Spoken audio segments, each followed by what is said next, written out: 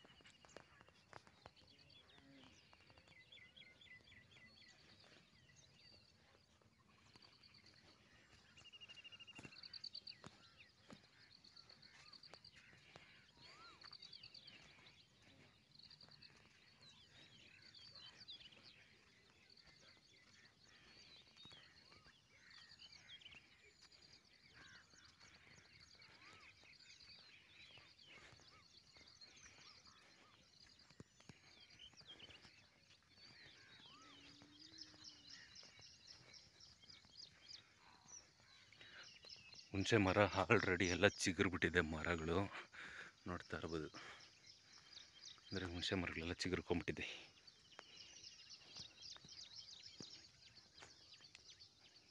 ಇವಾಗ ಈ ರಾಜ ಕಾವಲಿನಲ್ಲಿ ಹೋಗೋಣ.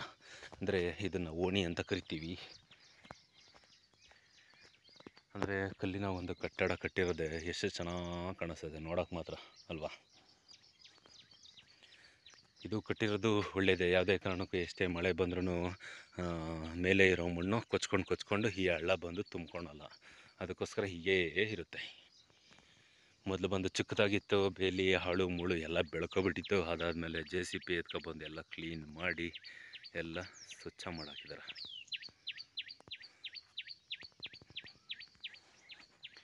ಮಳೆ ನೀರು ನಿಂತಿದೆ ನೋಡಿ, ಈ ಥರ ನಿಂತ್ಕೋಬೇಕು.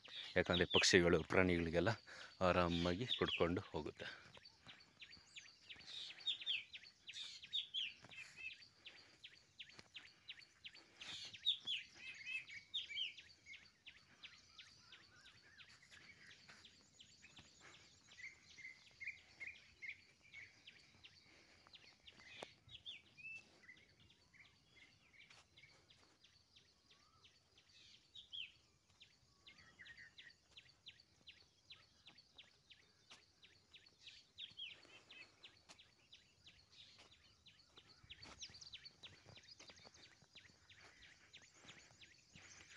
ಮುಂಜಾನೆ ಈ ಥರ ಓಡಾಡೋದು ಸಿಕ್ಕಾಪಟ್ಟೆ ಇಷ್ಟ ನನಗಂತೂ.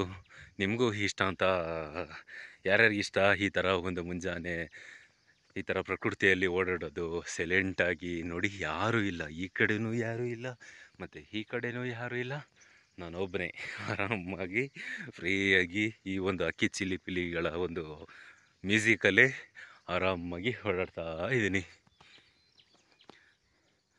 ಏನಂದರೆ ಮರಗಳು ಯಾವುದೇ ರೀತಿಯಾಗಿ ಇವರು ದಬ್ಬಿಲ್ಲ, ಎಲ್ಲ ಮರಗಳು ಅದೇ ರೀತಿಯಾಗಿ ಬಿಟ್ಟಿದ್ದಾರೆ. ಬೇಲಿ ಮಾತ್ರ ಕಿತ್ತಾಕಿದ್ದಾರೆ. ಓಕೆ,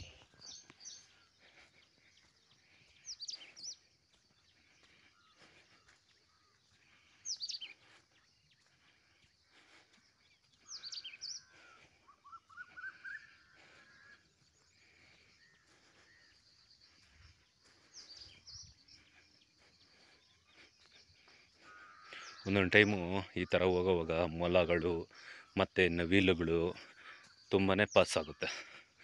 ನಮ್ಮ ಅದೃಷ್ಟ ಇದ್ದರೆ ಒಂದಾದರೂ ಪಾಸ್ ಆದರೆ ತುಂಬ ಚೆನ್ನಾಗಿರುತ್ತೆ ಅಲ್ವಾ?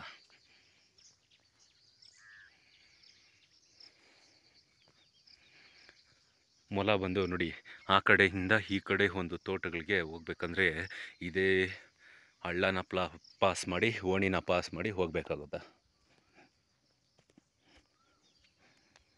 ರಾತ್ರಿ ಬಹುಶಃ ಯಾವುದೂ ಓಡಾಡ್ದಂಗಿಲ್ಲ ಅನಿಸುತ್ತೆ. ಓಡಾಡಿದರೆ ಮಳೆ ಬಿದ್ದಿರೋ ತ್ಯಾಮ, ಮಣ್ಣು, ಹೆಜ್ಜೆ ಗುರುತು ತುಂಬ ಚೆನ್ನಾಗಿ ಕಾಣಿಸಿರೋದು. ಯಾವುದೂ ಓಡಾಡಿಲ್ಲ. ಕಂಡು ಬಂದರೆ ಖಂಡಿತವಾಗೂ ತೋರಿಸ್ತೀನಿ.